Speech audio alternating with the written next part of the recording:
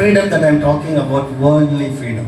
ఇది భౌతిక పరమైనటువంటి స్వాతంత్రత గురించి నేను మాట్లాడుతున్నాను ఇప్పటి వరకు. Hallelujah. Hallelujah. Because everybody wants freedom. ఎందుకంటే అందరూ కూడా స్వేచ్ఛ కావాలని కోరుకుంటారు. Because they want to live their life happily. ఎందుకంటే వారి జీవితాన్ని సంతోషపడుకుంటూ ఉంటారు. They want to live their life without the control of anybody.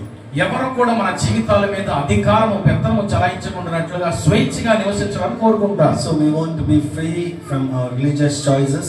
కాబట్టి మనకు మతపరమైనటువంటి అన్ని పరమైనటువంటి స్వేచ్ఛ మనం We కోరుకుంటాం. want to free in political area.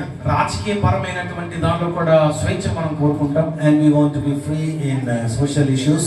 మనకు ఈ యొక్క సాంఘిక కార్యక్రమాల విషయాల్లో కూడా స్వేచ్ఛను కోరుకుంటూ ఉంటాం.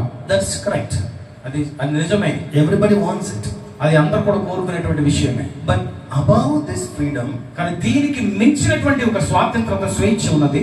there is one freedom ఒక స్వాతంత్రత ఒక స్వేచ్ఛ ఉన్నది which you cannot get from anybody else.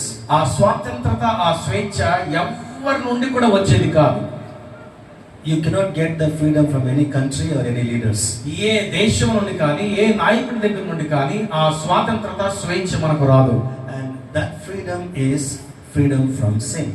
ఆ యొక్క స్వేచ్ఛ స్వాతంత్రం ఏంటంటే పాపము నుండి విడుదల పొందేటటువంటి స్వేచ్ఛ స్వతంత్రత. Freedom from eternal death. ఆ నిత్య నరకము లేదా నిత్య ఆ యొక్క మరణము నుండి స్వేచ్ఛ స్వతంత్రత. Hallelujah. హల్లెలూయా.